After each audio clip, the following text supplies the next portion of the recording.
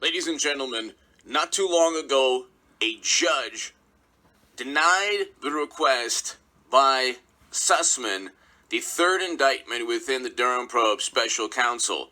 The third indictment. So there was Kleinsmith, the bureau attorney that falsified information and deceived the FISA judge. There's Danchenko, the Steele subsource, the subsource of the Steele dossier, one of the sources that completely fabricated and made up everything because they were paid to do so. The DNC and the Clinton campaign literally paid for a dossier.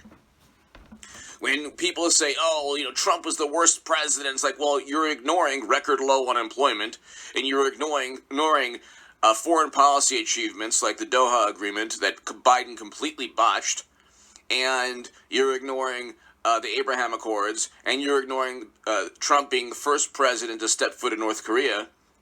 You're ignoring all the accomplishments, hundreds of thousands of new manufacturing jobs. Wealth inequality was decreasing under Trump. It's increasing now. So you're ignoring all his accomplishments, and you're just focusing on the apoplectic, oftentimes hysterical media barrage that Trump had to experience every single day. Just the other day, they lied about a story. They said there was a 7-hour gap. That was because of landlines and cell phones, and NBC News is still running one of the articles that they ran prior. They're still running an article that says that there's a 7-hour gap. It's already been explained through landlines and cell phone use pertaining to January in the panel. So anyway,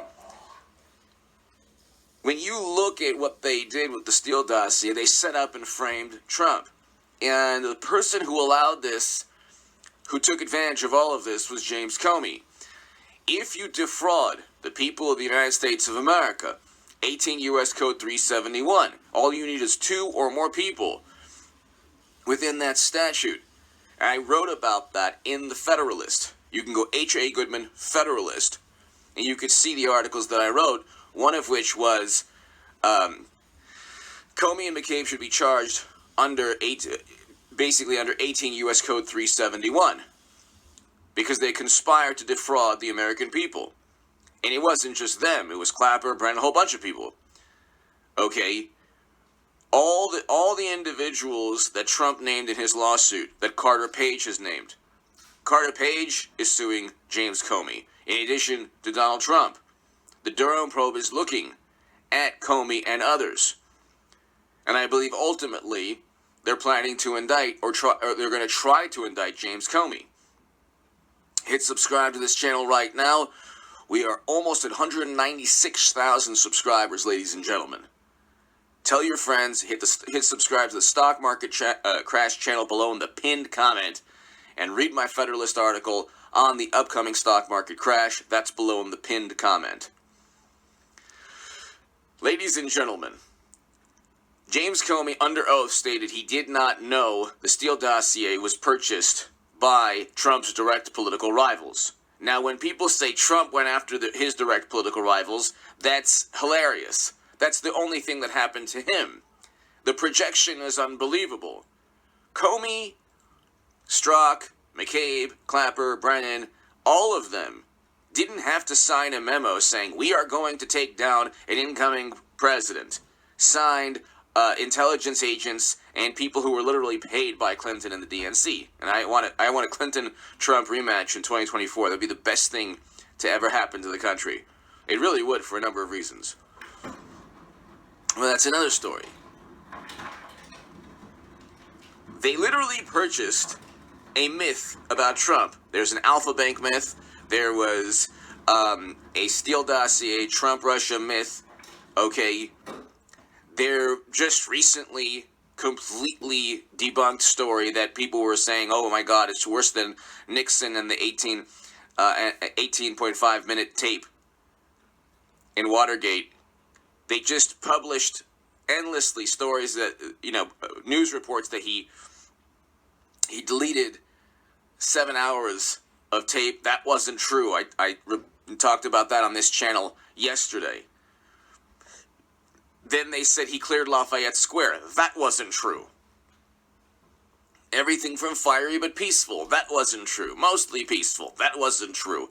I mean, you could say things like that, but you're circumventing reality.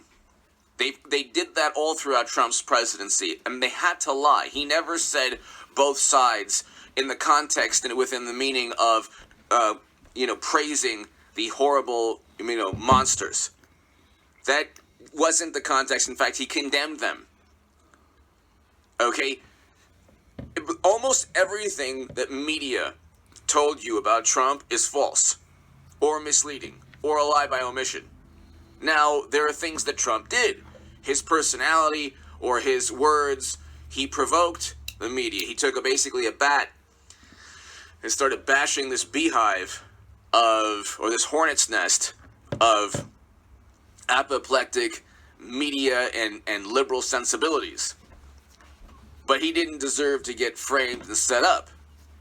It all emanates, or the top of the food chain is James Comey. He's the one who has the goods on everybody. Now, if he gets indicted, or if he's close to indicted, he'll probably just give Durham all the information he needs to indict everyone other than him. Or a plea deal. Or some kind, or just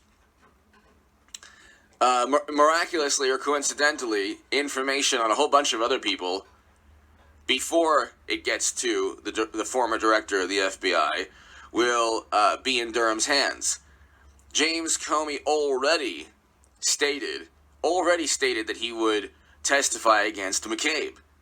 That was on CNN. Comey said that, well, you know what, I didn't know, this is under oath, the Steele dossier was purchased by Clinton and the DNC. This is, of course, a lie. A similar lie to Sussman not telling James Baker that he was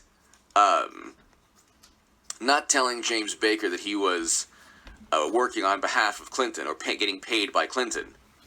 See, the interesting thing is that when the Washington Post and others, when they look at this story, they say, well, gee, what was the quote? It was worth a healthy look as to whether or not he was actually installed by the Kremlin. It wasn't a healthy look. It was a 4-year obsession, including a close to 2-year special counsel, where 7, 8, 10 people had their lives overturned for no reason at all. Those people were indicted. About 5 or 6 or 7 people were indicted because they were set up and framed by the people who tried to set up and frame Trump. The problem is they couldn't get Trump, so they got those people in terms of public relations victories for allegedly lying to the FBI about a certain date or deleting a Facebook account as obstruction of justice. Could you imagine? Madam Secretary deleted 33,000 emails plus. And then you have all of media conspiring to prevent discussion of Hunter's laptop and emails.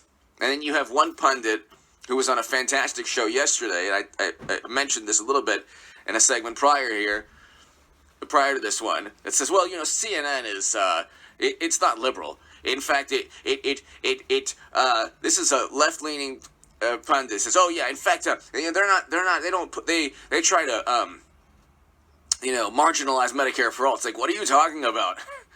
CNN, first of all, Democrats won't even vote for Medicare for all on the floor of the House. They won't even vote for it.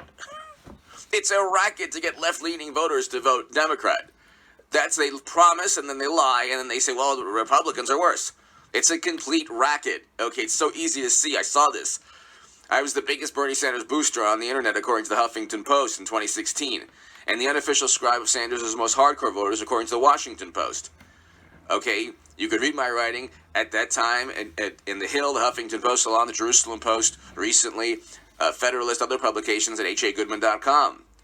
So I know that Democrats can't even have a functioning primary. They cheat all the time. Okay, they cheat Bernie Sanders all the time. They'll cheat him forever. But see, the thing is, you have to ask yourself, when they say Trump's the worst president, horrible president, they lied every news story about Trump Jr. getting emails before everyone else, tipped off on emails. No, that wasn't true. Trump clearing Lafayette Square. No, that wasn't true. Trump recently with a 7-hour phone call gap. No, that's not true. All of these things are not true, but they get people to believe. Then they say, well, Trump pressured people. He should be indicted under 18 U.S. Code 371. Clinton asked China for Trump's tax returns with Maddow years back. Okay, they do the same thing as Trump, but they don't there's no outrage or indignation, because a lot of the Republicans up until recently didn't support or didn't defend President Trump. You had Paul Ryan type people who were actually fine, Richard Burr, who were actually fine with Trump getting set up and framed. But when you have the director of the FBI, when Trump first became president, intimidating an incoming president, saying, "Oh, we have this unverified dossier. We're going to bully you and we're going to intimidate you, and you'll have a shadow cast above your presidency." Yeah, Comey is going to. He's either going to get indicted. They're either planning to indict him. They're looking at ways to indict him, or he'll give the goods on everybody from McCabe to Strzok to Clapper and Brennan to maybe Madam Secretary, that won't affect her campaign in 24, I don't think. But he has the goods on everyone. That's why he wrote the Comey letter. He covered up the Clinton email probe, said, there was no intent, wrote the Comey letter, said, hey, I have everything on you. Then he went to Trump, told Trump, I have a Steele dossier, so I have things on you. So the man has something on everybody, but he's conspired with others, didn't have to write a letter. They all did the same thing all at once. It's not going to be difficult for Durham to find this out. Hit subscribe to this channel right now. I'll be back in about 3 or 4 hours.